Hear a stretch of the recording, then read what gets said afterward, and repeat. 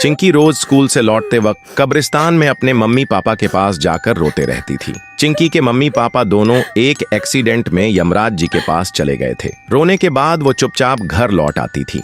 चिंकी के चेहरे पर मुस्कान नहीं थी क्योंकि वो अकेली थी। कोई उससे दोस्ती नहीं करना चाहता था क्योंकि उसके पास अच्छे कपड़े नहीं थे। हमेशा एक ही फटा हुआ कपड़ा पहनती थी। लोग उससे दूर भागते थे। वो बस अकेले घर के एक बंद कमरे में उदासी में रहती थी। एक रात चिंकी सो रही थी, तभी उसके बेड के नीचे कुछ चमक रहा था। उसे प्यास लगती है, वो पानी पीने के लिए उठती है और जैसे ही उसकी नजर उस चमकती हुई चीज पर पड़ती है, चिंकी धीरे से बोलती है, ये क्या है? और जैसे ही वो हाथ लगाती है, पूरा घर रोशनी से भर जाता है। और जब चिंकी होश में आती है, वो देखती है वो किसी दूसरी दुनिया में पहुंच गई है। वो दुनिया बिल्कुल अलग थी और बहुत ही खूबसूरत भी। चिंकी इधर उधर घूम के सब कुछ देख रही होती है, तभी उसकी नजर पड़ती है एक घर के नीचे उसके मम्मी पापा खड़े होते हैं। चिंकी भाग के उनके पास जाती है।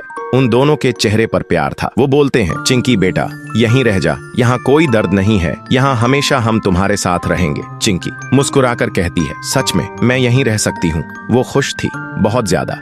लेकिन फिर उसने देखा उस दुनिया में और भी बच्चे हैं, सबके मम्मी पापा भी हैं, सब मुस्कुरा रहे हैं, लेकिन किसी की आंखों में चमक नहीं थी। फिर अचानक एक लड़का उसके पास आता है और धीरे से बोलता है, ये दुनिया झूठी है, ये दुनिया हमें चुरा के लाई है, असली दुनिया में हम सब कोमा में हैं। चिंकी का चेहरा जर्द पड़ जाता है। वो घबरा जाती है और मम्मी से कहती है, मुझे घर जाना है मम्मी, मुझे यहाँ नहीं रहना। पर मम्मी चिल्लाने लगती है, कभी नहीं, तू अब यहीं रहेगी। चिंकी डर जाती है। वो भागती है रोशनी की तरफ और उसी जगह जाकर जोर से चिल्लाती है, मुझे वापस भेजो, मुझे घर जाना है प्लीज। अचानक एक तेज लाइट चमकती है और चिंकी वापस अपने बेड पे उठती है, हांफती हुई और जोर से चिल्लाते हुए। चिल्लाने की आवाज सुनकर उसके मम्मी पापा दौड़ के आते हैं। वो पूछते हैं, क्या हुआ बेटा? पर चिंकी कुछ बोल नहीं पाती, बस डर के मारे जोर जोर से रोती रहती है।